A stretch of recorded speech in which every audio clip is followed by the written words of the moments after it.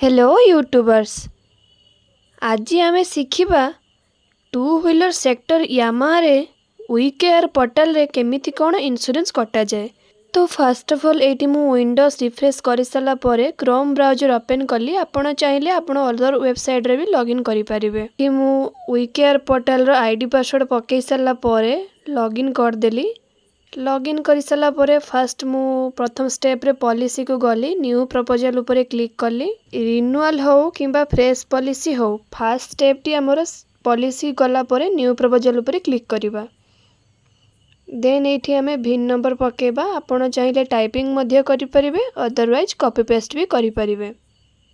Then ये chassis number पूरा पूरी फिलअप कर सारा फेच व्हीकल डिटेल्स उपरे क्लिक करिबा। देन किसी समय वेट करिबा। तापरे जो गुड़ाक आमर मैंडेटरी अच्छी स्टार मार्क अच्छी से गुड़ाक आम फिलअप करवा। तो फास्ट ये आम आरटीओ नेम बालेश्वर सिलेक्ट कले। देन वेरिएंट मॉडल कोड गोटे थाए जोटा कि मॉडल कोड आपण इनवॉइस रु मध्य देखि परिबे, अदरवाइज आपण जदि स्टॉक डिटेल्स काढी चाहिए देखि परिबे। देन ये आम इनवॉइस डेट पकेबा, स्क्रॉल करवा, कवर टाइप रखिबा 1 ईयर, कंपनी नाम सिलेक्ट करवा। तापरे कस्टमर रो जो पिन कोड अच्छी ताको आम ये मेंशन करवा। सीपीए टर्नर तो आपण जमी जानी 1 ईयर ही रहिबो। एंड एड ऑन कवर रे आपणकर जो भाया क्राइटेरिया रही से भाया फिलअप करदे, कैलकुलेट प्रीमियम करेंगे। देन ये आपणकर प्रीमियम टी शो करिवो। प्रीमियम शो कला परे आपण चेक करदे थरे आपणकर कस्टमर पाखरु जो पेमेंट नहीं से हिसाब रे ठीक ठाक आसिला कि नहीं। देन कन्वर्ट मारला परे ये कस्टमर रो first name, middle name, last name टी मेंशन करेंगे। देन तापरे डेट ऑफ बर्थ दे देबे, आधार कार्ड अनुसार देबे, कस्टमर कहवा अनुसार देबे नहीं। आधार कार्ड रे जेमिति मेंशन अच्छी डेट ऑफ बर्थ से भलिया ये मेंशन करेंगे। देन ये जेहेतु आधार नंबर मागी जदिओ एटा मैंडेटरी नुह, बट आपड़ ये आधार नंबर टी निश्चित भाव में देदेवे। तो कस्टमर मोबाइल नंबर भी सेमती, कस्टमर मोबाइल नंबर जहाँ कस्टमर देइथिबे ताको आपण एठी टाइपिंग करदेवे। पड़ो डू यू हैव पान सी केवाईसी नंबर। जदि आपण पाखे पान नंबर केवाईसी नंबर अच्छी आपण ये मेंशन करी तार जो पान नंबर टी देबे, जहाँ जहाँ तांकर डॉक्यूमेंट रिक्वायर अच्छी डॉक्यूमेंट नंबर एंड तांकर जो जेपीजी फाइल टी को ये अपलोड करदेवे। फोटो भी देदेवे कस्टमर रो जेपीजी फोटो अपलोड करदेवे। देन वेरीफाई सी केवाईसी कला परे एठी आउ गोटे स्टेप ओपन हो जिवो, रजिस्ट्रेशन एड्रेस। तो कस्टमर एड्रेस लाइन 1 रे कस्टमर बापा ना आपण ऑप्शनल रखिले देई परिवे, चाहिए न देले भी चलिबो। तो ये मु फास्ट एड्रेस लाइन 1 रे बापा नाम टी दे देली। सेकेंड रे एड पोस्ट मु दे देबी एड्रेस लाइन 2 रे। देन एड्रेस लाइन 3 रे आपण पुलिस स्टेशन रखि परिवे, कस्टमर रो पुलिस स्टेशन जहाँ भी थिबो। तो तले तो आमर पिनकोड आउ स्टेट आसी जाइए। आपड़ केवल सिटी चूज करदे, आपण सिटी जहाँ अच्छी चूज करेंगे। मोर तो बालेश्वर थिला तेणु मु बालेश्वर रखिली। आ जदि आपणकर सेम एज रजिस्ट्रेशन एड्रेस सामान थिबो ताले से ठीक करेंगे, नहले एठी अलग रजिस्ट्रेशन अलग देवे, कम्युनिकेशन एड्रेस अलग देवे। देन फाइनेंस डिटेल्स रे आसीबे। जदि आपणकर हाइपोथिकेशन थिबो हाइपोथिकेशन चूज करेंगे। जदि कस्टमर केस रे गाड़ी नहीं नॉट एप्लिकेबल रखी आग को बढ़े। जेहेतु आमर एटा फाइनेंस गाड़ी थिला तो फाइनेंस हाइपोथिकेशन सिलेक्ट कली, फाइनेंसर नेम देली, फाइनेंसर सिटी चूज कली और ब्रांच नाम टी मु पके। नॉमिनी डिटेल्स जहाँ मागी हमको स्टेप बाय स्टेप फॉलो करिवार अछि, कौन सी स्टेप स्किप करिवे नाही।